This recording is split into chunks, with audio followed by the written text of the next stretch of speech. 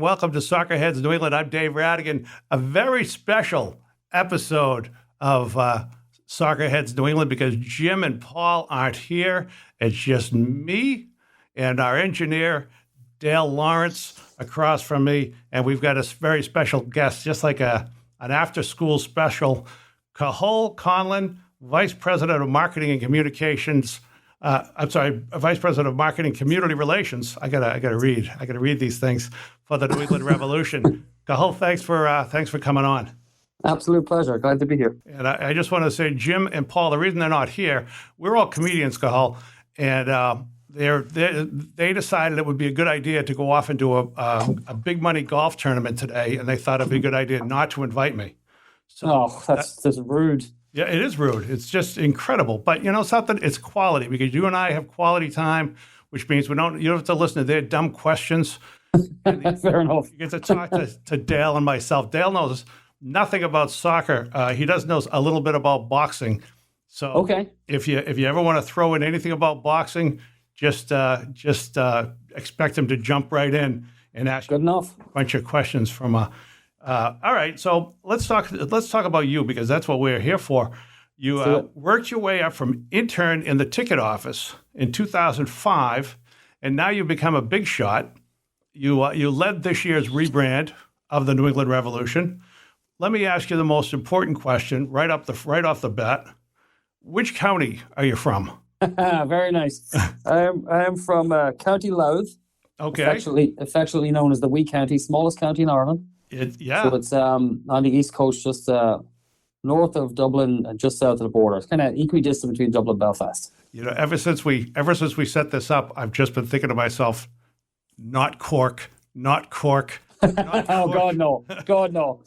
The People's Republic. No, you're all set. I love Cork. I love people from Cork. I mean, the people I've met from Cork, I love them all. I met a bunch of comedians there. I was there for the Cat Laughs Comedy Festival in Kilkenny.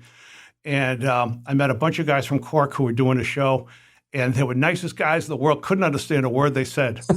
I know it's tough. I lived in Kerry for a couple of years. Okay. I mean that accent's hard even for me to understand. And I was working at golf at the time, and I took a part-time job in a local pub. Uh-huh. And my girlfriend at the time, who's now my wife, came down one night. I was working, and at the end of the shift, she's like, "That was just fantastic." Listening to people speaking Irish, speaking Gaelic. I'm like, nope, that was English. It was English. It was English in a Kerry accent, but it was English. She's like, what? I'm like, oh yeah, that was English. That's hysterical. You know something funny? You just with that answer, you just answered a different question I had, and I actually didn't ask it, or I didn't have it on my list, but I thought about asking it. I was going to say, so you must have worked in a pub because you're from Ireland. And I thought, that's racist. That's horrible. Yeah, but it would have been accurate. I did. I sure did. Did you come to the United States to work in this field? No, initially. I used to come for the summer initially. And me and my brother and a couple of our buddies would come over and visit friends, whatever. So we always wanted to come to Boston. And we ended up caddying at a golf club. And through that, connections made there. When I graduated college, I actually came out here working in the golf industry initially. Really?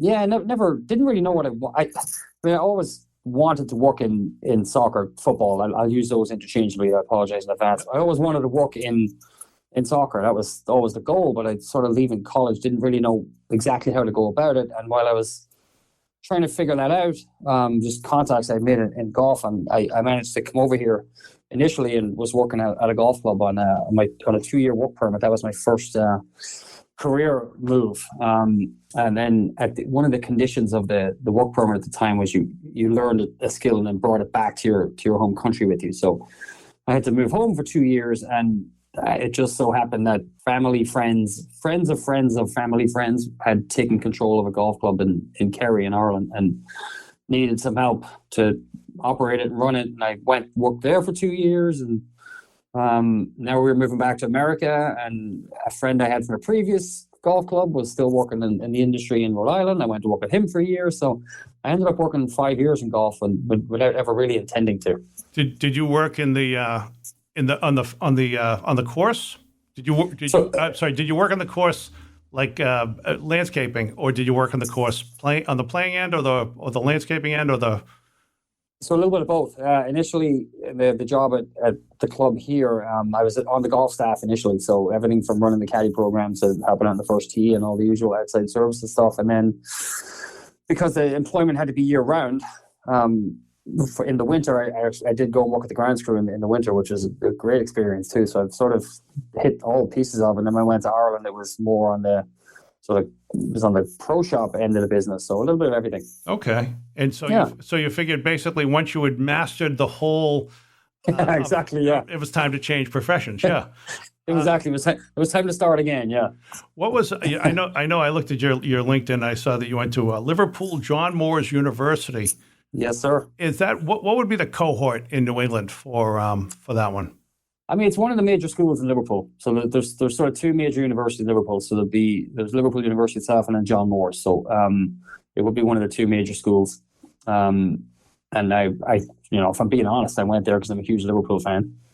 It just so happened that they had a course I wanted to study and everything worked out well. So somewhat of a miracle. I graduated. I lived about a 5-minute walk from Anfield, so I spent a lot of time there. But it was a great experience. I got a degree in sports science, and that's sort of set me on the path to where I've ended up here many years later. Right. Did you go to Providence College?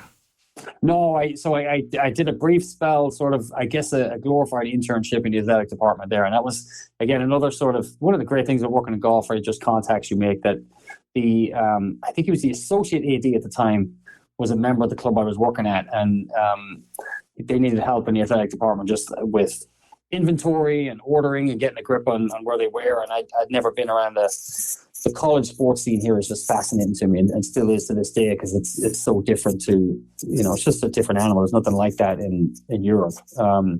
So it was I jumped at a chance to be able to get in and sort of see what's going on behind the scenes. So it was a short sort of, I guess you could call it an internship, but it was a great experience nonetheless. Okay. And that's obviously, you work Division I college, and that, I guess, prepares you to a certain extent for, the next rung, if you want to go into the next rung. I mean, obviously some people stay in college at different schools, but you went to, at that point, this is when you started working for the ticket office, right? Yeah, selling tickets for the Revs. Yeah, there was an entry-level job posted for, ticket sales, and I didn't really want to be in sales, but I knew I wanted to try and work for the team. So I applied for the job and was lucky enough to get it. And I mean, at that point, I think there was 10 of us that were working just for the Revs. Like everything else was a joint resource with Craft Sports and Entertainment and the stadium. Yep. Sure. So it was just I think it was 10 of us just selling tickets, and since that was like 2006 time. So that's right about when MLS was starting to really kick on.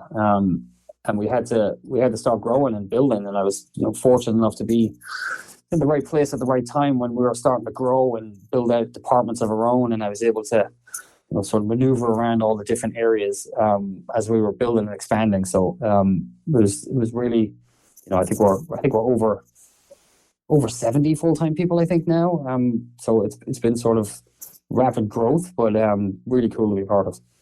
I'm going to get to that in just a second, because the Revs. Well, let me just stay on this train of thought. But so you've got a 70-person staff from soup to nuts, and you're sitting atop the marketing department and the community relations department. But really, that's marketing. You're in charge of the team's image. Marketing's kind of sometimes a squishy term, if you know what I mean. Because it can mean different things to different people. So marketing and community relations, what exactly is in your umbrella? Yeah, no, it's a good question. Look, it's ever changing, right? And I think how we market and what marketing means, to your point, is changing rapidly, right? So I think the way, I sort of any engagements, any touch points or engagement we have with our customers, whether that's through advertising or traditional advertising and marketing or digital content or old-fashioned appearances and events, right? Anything that falls within that realm, anywhere we're interacting with our fan bases, whether that's virtual or digital or in the real world, is sort of under my purview. And obviously a piece of that is our charitable efforts, our philanthropic efforts. So I have a good team underneath me that's doing great work, and I think we've had some great success in the last couple of years across the board. But we've been building it for a few years now, but that's really what it is. We need to, you think about marketing, and you can bury yourself in terminology and buzzwords and catchphrases, and it really boils down to how it's changed so much is that we need to be able to communicate with you on your terms, whatever that is. However you choose to communicate, we have to be there, and it's ever changing. And you think you've figured it out, and then a week later something changes, or there's a new platform, or there's a new way to do it, and it's like I said, it can be very buzzwordy. Squishy is a good way to put it too. It's very, we throw a lot of stuff at the wall, right? And I think an advantage of being a young league and a young team, right? It's only 27 years old, right? Like we don't have generations of, tradition, which is great in one point, right? And you think about, some of the legacy brands in the town, right? And the history of those brands and the tradition they have. Yeah. Which is great, and it's hugely beneficial versus, we really don't have to fight that. We have room to take some chances and take some risks and be a little more, edgy might be the word. I'm not sure if it is or not, but be a little more sort of on the edge than, even the people we share the building with here, right? The NFL is... The people you share the building with? Yeah. Who do you share the building with? Yeah. Our big brothers upstairs, right? Well, this kind of gets me to my next point, because I'm not going to say which company that I work with, but I would freelance as a writer sometimes with big companies. Yep. Let me ask you this question. You've got 70 people who work with you. Am I correct that how many people would you say of those 70, including in the marketing department, which is I guess where most of them are people who just get to their office, close the door, have no idea even what they're supposed to do, and just spend the entire day just walking around agreeing with people and pretending to work and then going home and collecting a big picture? I mean, we try not to do too much of that. It's I think given what we do, right, the nature of our business, right, we're a sports team, right? It's just inherently, it's hard work, but it's inherently fun. Yeah. And I think this sort of the atmosphere that we're able to, enjoy in the building, right? Like if there's any soccer match on anywhere in the world, it's on the TV, it's on the screens, right? We're all sort of, we're obviously up and down with the team, and that's where it's, I think where it gets challenged sometimes when the team is stuck in a rut, right? To keep people fired up and keep them passionate and keep them driven, right? We go so much up and down with the team, even though you try not to. Right. But I think that's, if we were selling, no disrespect to any other profession, but if we were selling vacuum cleaners or encyclopedias or something like that, it would be, I think you'd have a little more of what you're referencing. But given that we, what we do for a living, right? Like, and you get sort of instant payoff. Like Saturday night, you get to see the game kick off with 20-ish thousand people in the building, and you can sort of get that instant gratification that the effort you put in over the last weeks and months and is pays off into something tangible. So we get that sort of shot in the arm every game, which is nice. Okay, so I think what you're telling us is that 95% really hardworking, 5% just along for the ride. Yeah, but I'm not telling you which bracket I fall in. You'll have to figure that out. All right, let me go to this. This is my second bracket of questions. My co-hosts, as I mentioned, are named Jim Ruberti and Paul Nardizzi. Yeah. So the question is, do you hate Italians? Tell the truth. I think no, I don't. And I think we share a lot of similarities between how we approach life. Right? We like good food, and we like good drink, and we like football, and there's a lot of similarities there. And Italy I have a place of affection in my heart. It's the greatest day of my life, and my wife. I've told my wife this, so it's not news to her. But I was fortunate enough to be at Giant Stadium in 1994 when Ireland beat Italy 1-0 at the World Cup. Yep. Which was just a tremendous day and occasion for everybody. So Italy has a special place in my heart for that reason. So, I think. So when did you tell your wife this on your anniversary? I don't exactly know if it was the anniversary, but it came up in a conversation with somebody else. I was like, "Oh, best day of my life," and she was like, "What?" I'm like, yeah. I mean, come on. That is what we call walking into it. Yep, exactly. All right, so let me just get this. Did you play golf? So I'm what I would class as a recovering golfer. Okay. So when I worked in golf, I spent so much time there that I just stopped playing, and I stopped playing for a long time. And that about, I think maybe the year before last, I made the step to go and buy clubs for the first time in a long time to try and start a comeback. So it's a slow road, but I'm trying to get back on the comeback trail. Well, I say that because in the United States, when we think about sports that we enjoy, that you enjoy, we've got soccer, we've got golf. I think. Yep. How about boxing? How's boxing? I'm just saying this so Dale will wake up. You know, boxing's hugely popular in Ireland for sure. Hugely. And the only other sport that I can think of in Ireland would be curling. I know actually running, right? You've got long distance runners. Don't you have a big tradition of long distance? Yeah, we have a good tradition of distance runners for sure. Yep. You know, and then obviously the national sports, but they're just for us, right? Hurling and Gaelic football. Yeah. Oh, that's right. But yeah. All right. Horse racing, whether you want to class that as sport or not, that's huge. Yeah. Formula One, sort of up and down. But yeah, those would be the big ones. Boxing's huge. Typically in Ireland, where does somebody walk around with? Where does somebody get more brain damage from? From soccer or from boxing? It's probably boxing. I do appreciate that you didn't include hurling and Gaelic football in there, because those games are fair. I don't know it well enough. But you should know. You should when you get a chance. I mean, hurling is a tremendous sport to watch. It's unbelievable. And they're amateur sports, which is incredible too. So all these athletes have jobs, but they represent their counties in championship. And at the final, there'll be like 80,000 people at the championship game. But the sports are unbelievable. I didn't play hurling. It's very sort of regional around the country, but that sport's insane. I mean, they're going full speed with sticks in their hands. The ball is very similar to a baseball. It might even be harder. The goalkeepers don't hardly wear any pads. It's insane, but it's unbelievable to watch. That's I said that so I'd wake up Dale, our engineer. Dale, do you ever think about playing Gaelic football? You ever have a chance to play some sport like that, or rugby, or just where basically the goal is to just hurt the other person? I know you're looking across the table, Dave, and you're saying, he doesn't look like he was an athlete growing up. And I was horrible in American football.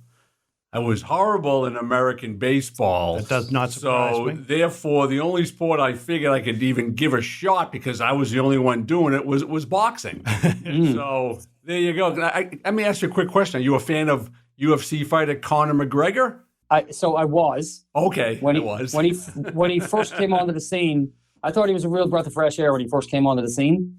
But I'm less a fan of him in recent years. I think that's the consensus. He talks too much. He doesn't back it up, and he loses a lot of fights. Well, that's it now. It was one thing to sort of, carry yourself the way you carried yourself when you're winning, but when you're sort of losing every time you get in the ring now, I just don't, the octagon, I don't know, you're just sort of annoying now. Yeah, I think it goes against the Irish philosophy in life, is just to fight till you die, brother. Is that true? I think so. A lot of the Irish fighters I've dealt with, the Irish Mickey Ward, there was Stevie Collins was a huge Irish fighter. The Celtic Warrior. Now you're talking legends. So it's legends. These are guys you don't necessarily want to. I fought a couple of really hardcore Irish kids from Boston when I was a young kid, and they were just a different breed. They just bred differently.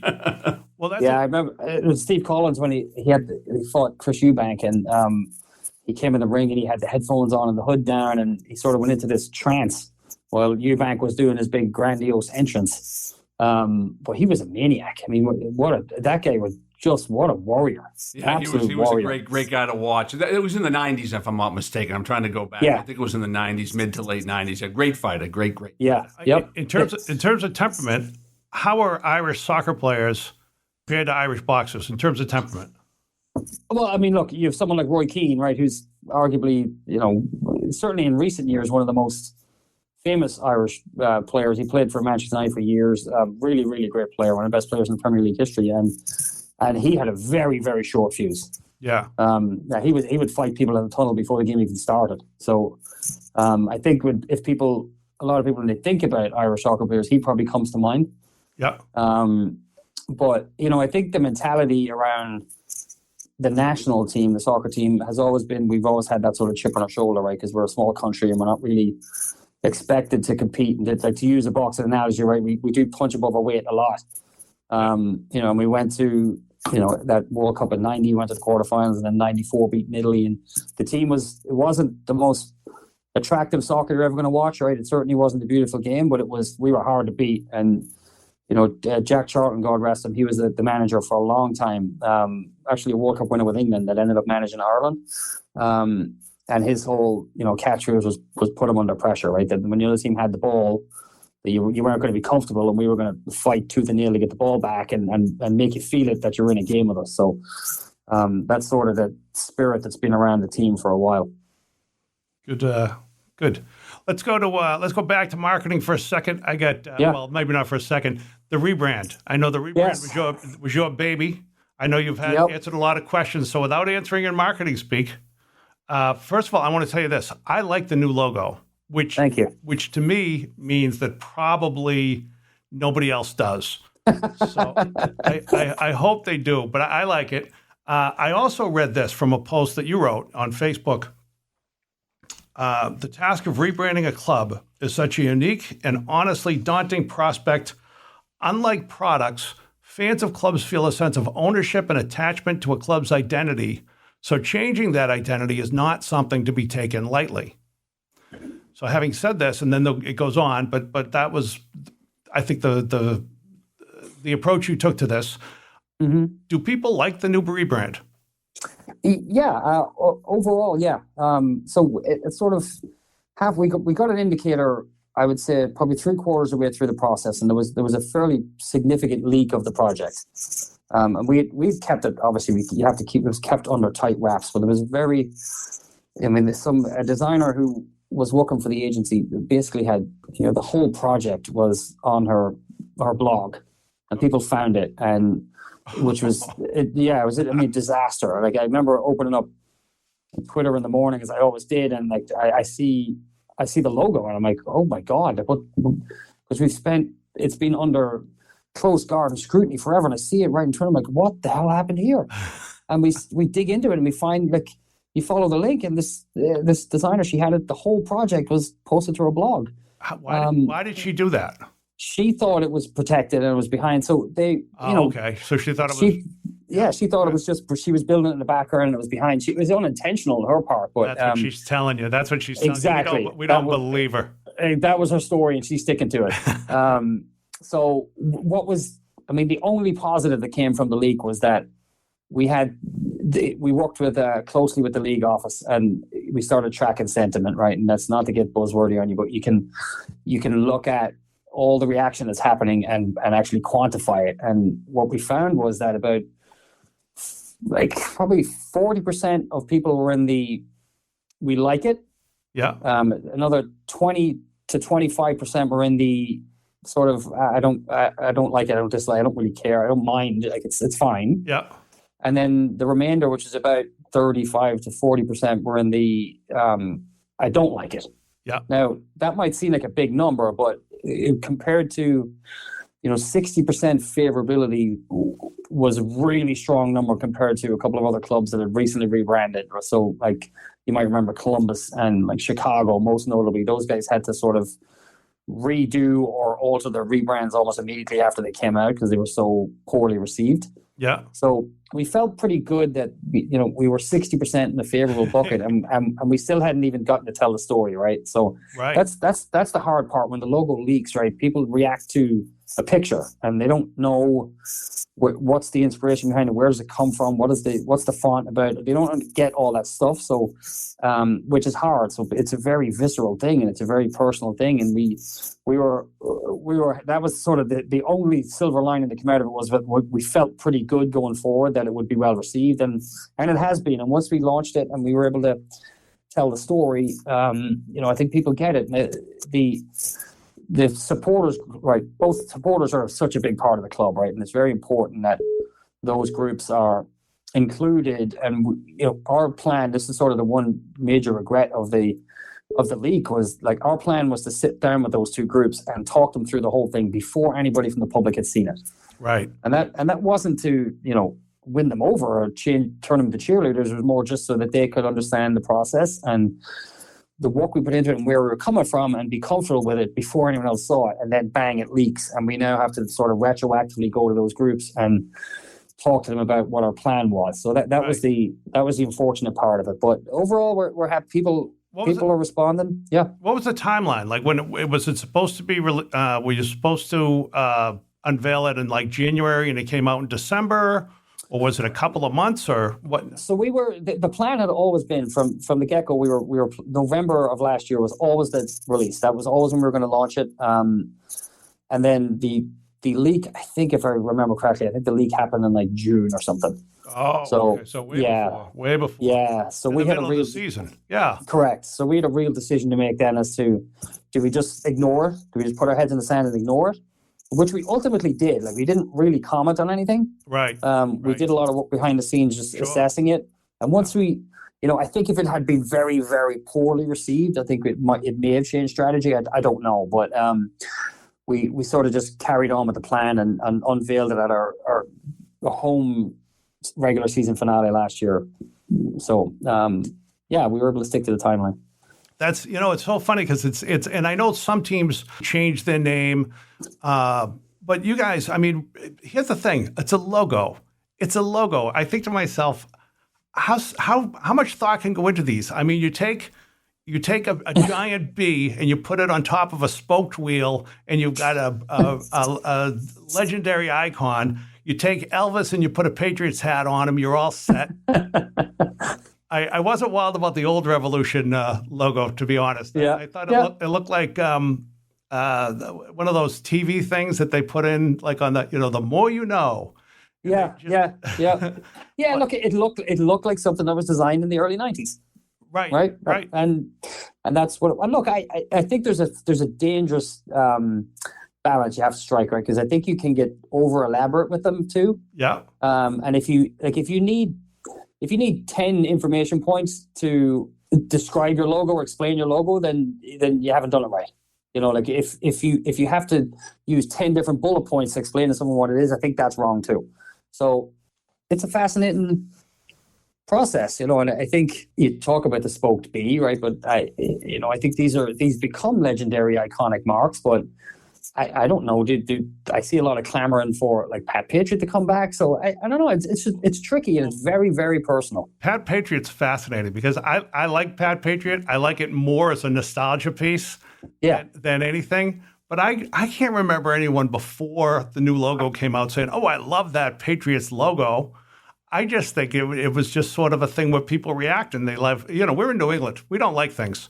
This change, we don't like it. Right. And I think, look, that's when we embarked on this process. There's a reason that we put 4 years into it, right? Because we wanted to make sure we got it right, or at least gave it the respect it deserved, right? And I think when you think back to the crayon flag, right, as it's affectionately known, right, it was an American flag for a reason, right? So yes. What was the reason? And you start to dig in on that, and when you talk to people and you hear them say, how important the history of the region really is, right? And that was right. If you'd asked me 4 years ago, should we have kept the team name? I would have said a hard no. We shouldn't. Like, we should be a more modern, globally accepted soccer club name, right? Everyone in MLS now is a football club or a soccer club. And side note, I hate MLS clubs being football clubs. Yeah. Hate it. Because we play soccer. It's Major League Soccer, right? You should be a soccer club, but that's a tangent. Yep. So you would say you should be Foxborough SC. Right, look, it's you can start to dig in on what I just felt that's what we should have done. But then when you actually ask people, you ask fans in the area, and they tell you loud and clear, and across the spectrum, whatever type of fan they were, everybody to a man was almost 100% feedback was don't change the name. Yeah, you got it right in '94 when the name was picked. Right, it was correct. We don't need to change that. It actually means something, right? It's not It's not a European or a global name just attached to city name. It actually has meaning behind it and depth, and that's a great starting point for an agency to take and get stuck in on. Right, there's a lot of texture there to build on. So when you started the process, and you were thinking it wasn't a great name, were you thinking, well, we're the Revolution because they're the Patriots? They're the Patriots. They're our or well, they're not our owner, but the same ownership group. So therefore, they made us the Revolution because we're Patriots. Yeah. I think you. I mean, that's certainly baked into it, right? You start to think about, well, what actually went into naming the team back in the 90s, and why did they pick Revolution, right? And there's a theme, right? It's an easy theme to pick them when you think of New England, right? Because it all kicked off here, so it made sense. And I think my thought, again, I was wrong, but at the time my thought was, it's like, is it a little bit tired? Is it a little bit old? Do we need to be more modern and conforming to soccer? Probably. And I was wrong. I was absolutely wrong. I think one of the things that Major League Soccer has done really well is create space for clubs to have their own sort of local character, right? And local identity, and whether that's stuff the supporters do, or it's a guy with a chainsaw in the stadium cutting wood. Right, like that's not happening in any other league in the world. Yep. But it's a big thing in MLS. We have guys firing muskets at the game. You have Atlanta with the big spike, right? All these things are so unique. And I think MLS has done a good job of sort of embracing the fact that we play the world's game, but we're an American sports league, right? And we're going to have playoffs because that's what American sports fans like. Oh, that's interesting. So they don't have play. We've talked about this, about the fact that last year, after you win the regular season title, which is a huge deal all over the world, but less so but United States sports fans are just used to the idea that there's a playoff, and the winner of the playoffs is the champion of the league. Yeah. So it's very different than the rest of the league. Let me the rest of the world. Let me just go back to this though. First of all, a comment and then a question. My comment is that guy who saws the log should wear safety glasses because he might get something in his eye. Yeah. And the other question is, who is your community, your customer base? What's the demographic? Yeah, so I know. I think when you had our team president on, Brian Bolello, he mentioned a little bit about sort of the segmentation that goes on around the fan base, right? And I think there's a couple of ways to look at it, right? That there's obviously a geographical aspect to it, right? And if you come to our games, you can see that, right? That we have, a big sort of suburban family audience, right? That comes to our games. That's based on where we are, right? But I think when we think about marketing the team and messaging, right, then there's two sort of major types of fan that are across the country that are driving engagement around MLS, and they are what's known as a soccer enthusiast, right? So someone who really likes the sport, but also supports the local team.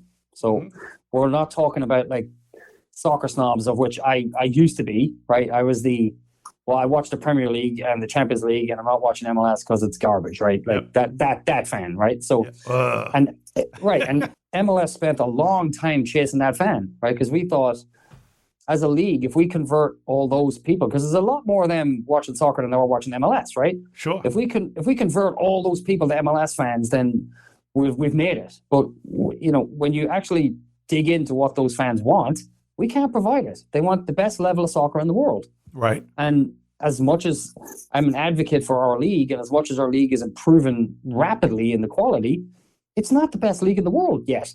So we can't give them what they want. So should we keep wasting our energy and resources chasing them? No, we shouldn't. So instead, you have this much bigger group that's a soccer enthusiast that actually does support the local club, right? So, and the second group is your sports fans, your general Boston sports fan, Red Sox, Bruins, Celtics, Patriots. Those guys are actually watching MLS and engaging with it. So in this marketplace, if you think about the size of those two audiences, that's who we devote a lot of our messaging to. We know how they want to be spoken to. We know what they want. Mm-hmm. And MLS as a league has done a really good job of changing its structure and changing its policies to make sure that we continue to provide what these two groups want, right? They want their team, they want to feel like their team has a chance to win every year, right? I would argue MLS is one of the most competitive and has the most parity of any of the major leagues in the country. Yeah. And that's intentional from the league. They've been very cautious with how they let teams spend money and DP rules and everything else to make sure that everybody is competitive. And we've taken this sort of information on board and really used it to direct our efforts and how we speak to people. So I think, we're very tactical on we do a great job selling tickets to youth soccer clubs, right? And families. And we do really well tactically and with our teams and how we're set up, but our messaging and our major market messaging is very much tailored toward those two groups of fans. Okay. Your age, younger than baseball, obviously. How about football, basketball, hockey? Are you younger than those? Yeah, we're with basketball, I think, still edges us a little, but us and the NBA are significantly younger than the other three. So, I think if you ask the commissioner of Major League Soccer how he feels about where we are as a league 27 years in, he's ecstatic. In terms of the growth across the league, the demographic that is engaging with us is much younger than our counterparts, right? And I think when the NFL is a monster, right? So even if the NFL doesn't grow as much as it did, if it's not growing, it's still it's still huge. Right. Baseball has its struggles. Yeah. Right. As they're well documented. NHL, I think, is always going to be similar to what it is. It's a very sort of hardcore niche audience. Mm-hmm. And I think they'll always have what they have, but NBA and MLS are really the ones that are on the front foot. And the NBA is obviously still significantly bigger than MLS, but when you look at sort of trajectory and growth, those are the two leagues that are really on the up and are starting to make some noise. Well, NBA has been making noise for a while, but when we look at where we are as MLS, right, we feel really good about where the league's going and the people that are investing in the league. Right, obviously, Apple TV deal next year is going to be unbelievable partnership. So it's we feel really good about where we are. So then, all right, how about the male-female split? Pretty even, 51-49, I think. Really? Okay. Yeah, am I correct that the most popular sport among women remains football, pro football? Or do you know?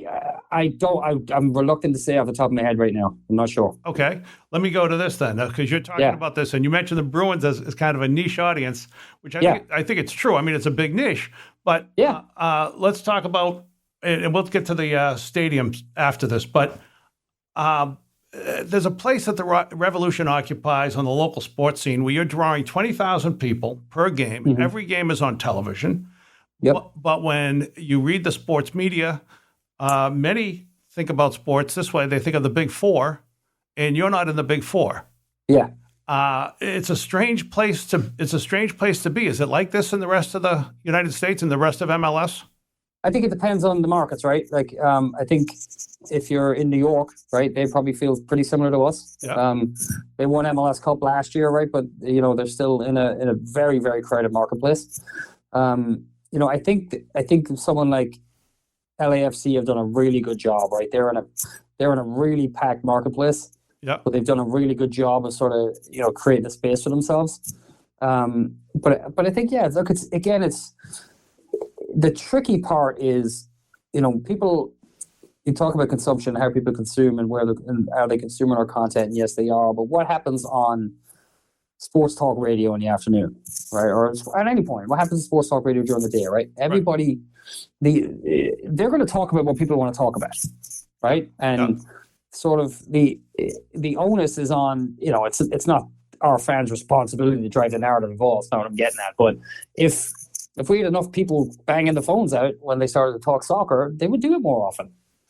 You're right. So there's a little bit of scalability there that we have to get to, right? And look, we've lost 5 championships. That doesn't help our narrative, right? This town loves a winner. Yeah, it doesn't hurt. I mean, it's better. It's like Buffalo Bills. It's better to get to the finals than to not get to the finals. Well, I guess. We've 5. I think we've sort of internally, right? We don't talk about losing 5 MLS Cups. We talk about winning 5 Eastern Conference championships. Yeah. And it's tough, but this town loves a winner and loves a parade. Yeah. Right. And I think back to 2002 and MLS Cup, and we had 61,000 people in Gillette Stadium watching the Revs play in MLS Cup, and we lost the game.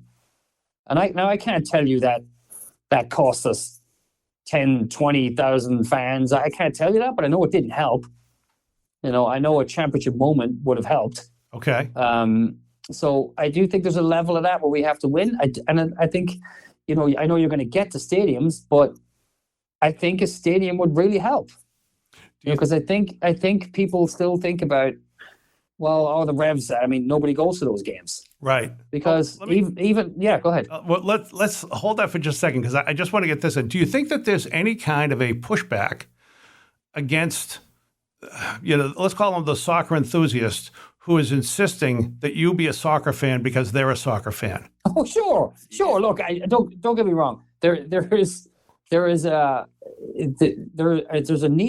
section of MLS fans that make life hard for us, right? Because they're so insistent that if you don't like soccer, that's because you don't get it, right, or you just don't understand. It could be you just don't like it. Like, that's fine. Yeah. I think there is a certain section of soccer fans, and it's not just MLS fans. There's probably even US soccer fans, right, as well. I think there's just they won't let you not like it. I can think of one in particular. He's a season ticket holder for you. But what it does is, though, it gets people back up, right? And I think what I always comment is that in America, it's okay if you're not a fan of volleyball. You don't feel the need to tell people that you don't like volleyball. But in America, people feel the need to tell you don't like soccer. Yeah. Well, I hate soccer. Soccer's stupid. Yeah. And I think some of that's a reaction to people trying to bully them into liking soccer. That's what happened to me. I mean, I'm telling you, I had a roommate who's a coach. He's a coach around here. He's a high school coach. And always it's like, well, baseball's boring. It's like, so what? Don't tell me my sport's boring. It's not going to make your sport more interesting. And I like soccer. I shouldn't say that, but it was just like, we shouldn't be whipped. We shouldn't be whipped with hoses and tied to chairs just because we're not, we don't know who Alexi Lalas is. I know. I get you. I hear you. No, this is like it doesn't help us because the sport's growing rapidly, and I think if there's somebody in America that's still asking the question, will soccer ever make it here? They've just missed it. Yeah. It's here. It may not be for you, but it's here. Yeah. So you've just missed it. But I do think it does hurt us when it's okay for somebody to not be a fan of soccer. That's fine. That's perfectly fine. Don't let anyone else hear that from you. Let me. You're talking about the stadium. I'm a casual fan. I'm in that second group that you mentioned. I love the fact that I can drive to. If I have an open Saturday, and the weather's nice, and I want to bring a family or whatever, or we'll go down with my buddies. It's easy to go in. You can sit in the big parking lot. There aren't a lot of hassles, and you can just go in and watch the game and enjoy a nice night, a good game. Prior to Bruce Arena showing up, maybe that wasn't as, maybe the games weren't quite as good, but you know what I'm saying? I mean, it's a really good, I think it's a good fan experience. It's different than Fenway. It's different than the Patriots. And yet all I'm hearing every time we have anybody on, and anytime I talk to these guys, anytime I talk to a soccer guy, it's all about, you've got to get a big stadium, or you got to build a soccer specific stadium in the city. My two questions is it really necessary? Will it ever happen? And then secondly, what if they just built it at the Gillette site? Okay, so I'll deal with the second part first. Okay. I think one of the biggest challenges we have in Foxborough is getting to Foxborough, right? It's hard to get here.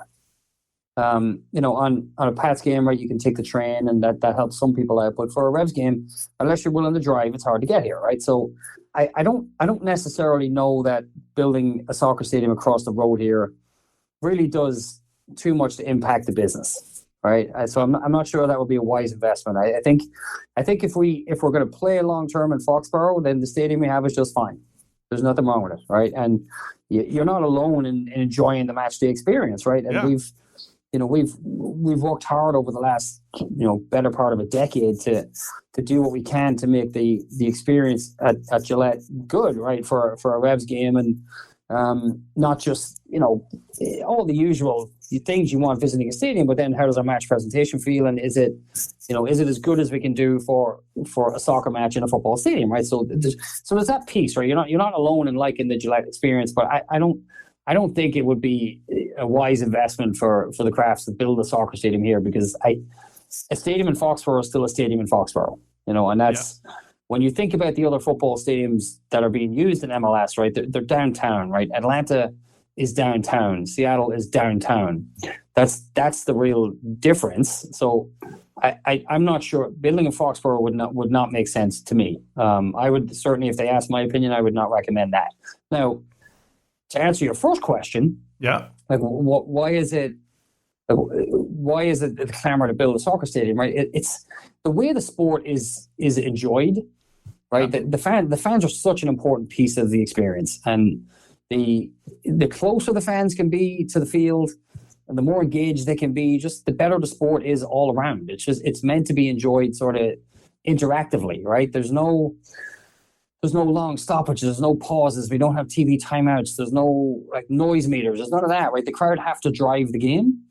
And these more intimate venues, like when people build soccer stadiums, right? Nashville, I think, is the current biggest one. It's at 30,000, right? We're not looking to build 60,000 seat soccer stadiums, right? We're building 25, 30,000. Some of it, and I don't want to psychoanalyze people, I think some of it subconsciously.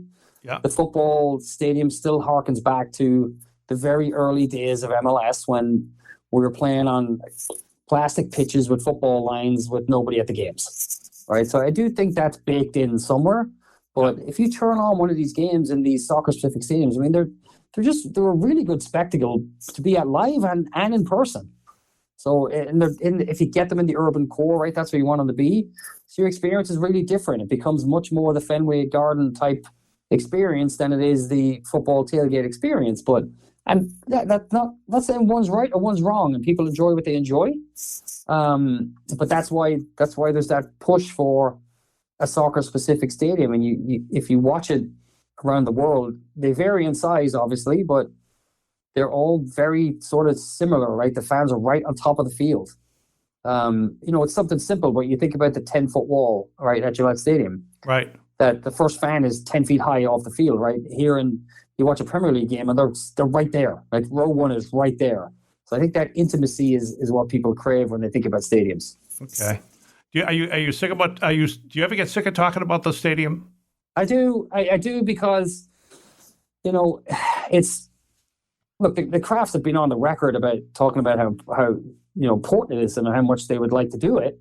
Right? They're not shy about that. Yeah, but it's hard. It's hard. It's really hard. Yeah, it's really hard, and there's there's